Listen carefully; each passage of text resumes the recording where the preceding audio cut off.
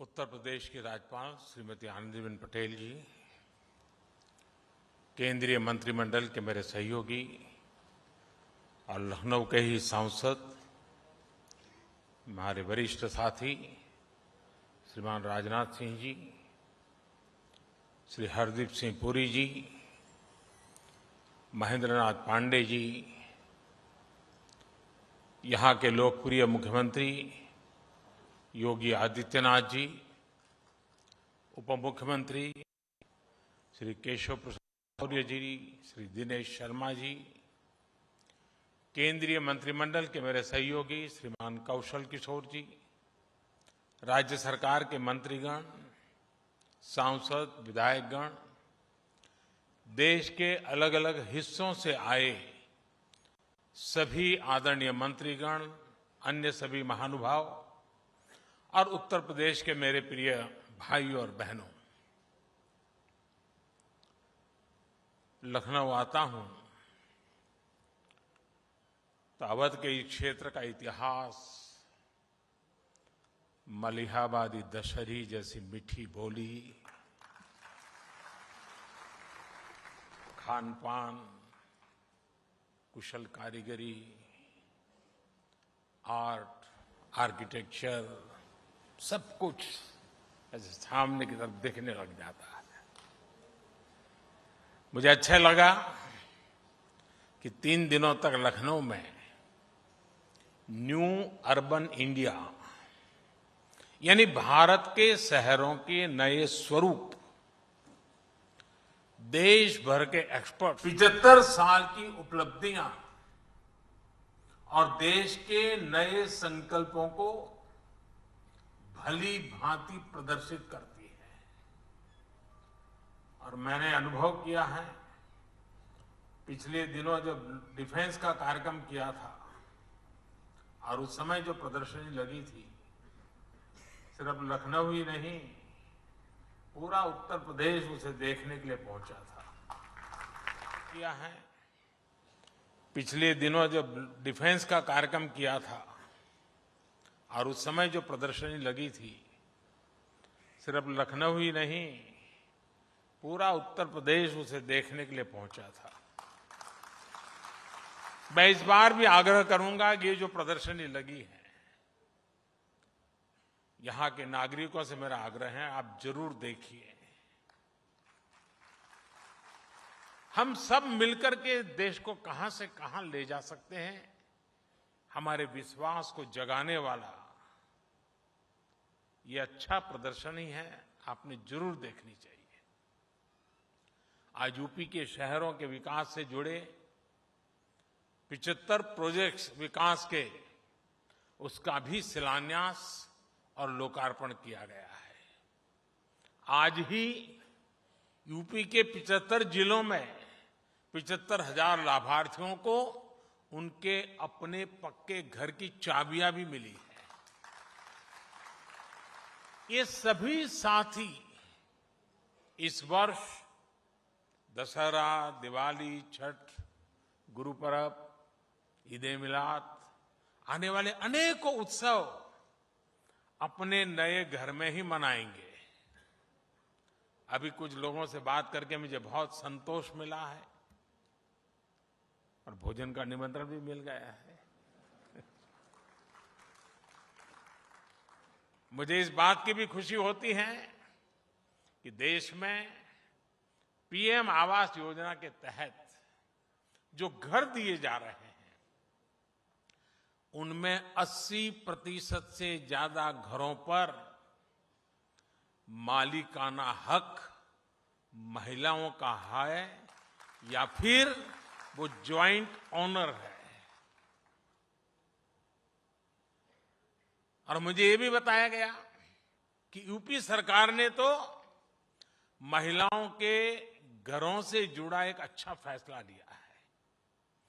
10 लाख रुपए तक की राशि के घरों की रजिस्ट्री कराने पर स्टैंप ड्यूटी में महिलाओं को 2% की छूट भी दी जा रही है। ये बहुत प्रशंसनीय निर्णय है।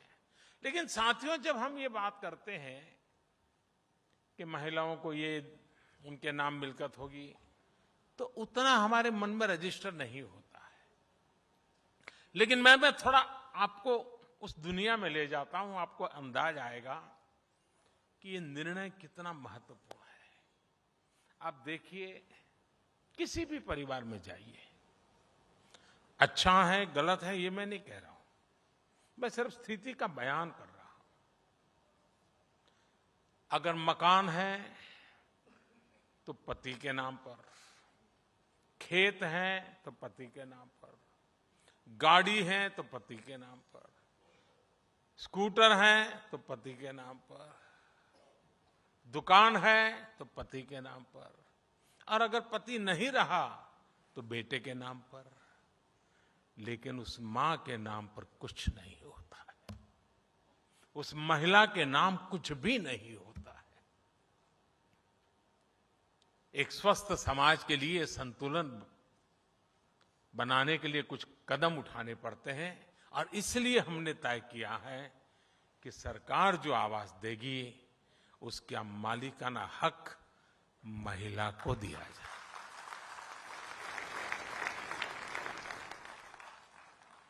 साथियों, आज लखनऊ के लिए एक और बधाई का अवसर है। लखनऊ ने अटल जी के रूप में एक विजनरी मां भारती के लिए समर्पित राष्ट्र नायक देश को दिया है। आज उनकी स्मृति में बाबा साहब भीमराव अंबेडकर यूनिवर्सिटी में अटल बिहारी वाजपेयी चेयर स्थापित की जा रही है। मुझे विश्वास है ये चेयर अटल जी के विजन, उनके एक्शन, राष्ट्र निर्माण में उनके योगदान को विश्व पटल पर लाएगी। जैसे भारत की 75 साल की विदेश नीति में अनेक मोड़ आए, लेकिन अटल जी ने उसे नई दिशा दी। देश की कनेक्टिविटी, लोगों की कनेक्टिविटी के लिए उनके प्रयास आज के भारत की मजबूत नींव है।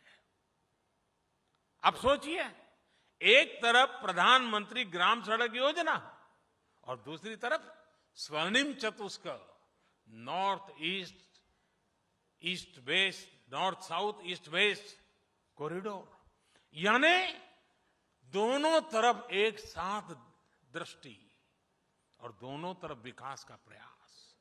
साथियों, वर्षों पहले जब अटल जी ने नेशनल हाईवे के माध्यम से देश के महानगरों को जोड़ने का विचार रखा था, तो कुछ लोगों को यकीन ही नहीं होता था कि ऐसा संभव है।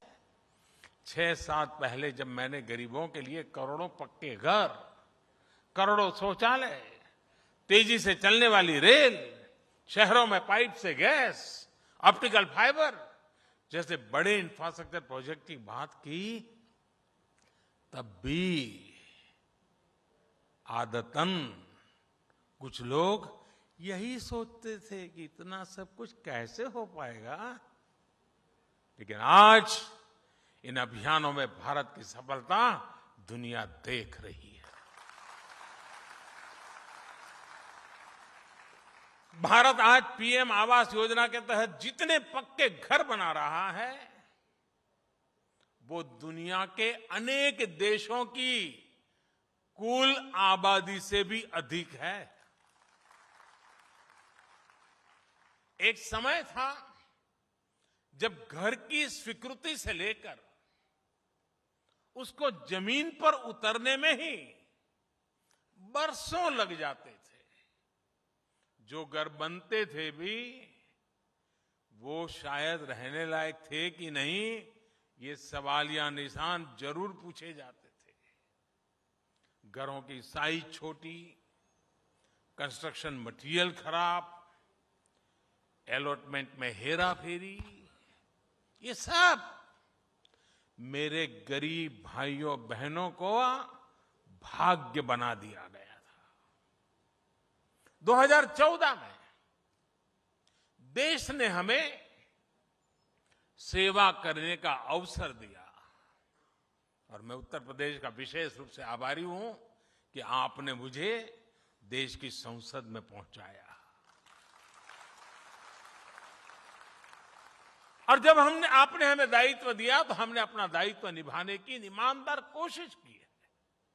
साथियों, 2014 से पहले जो सरकार थी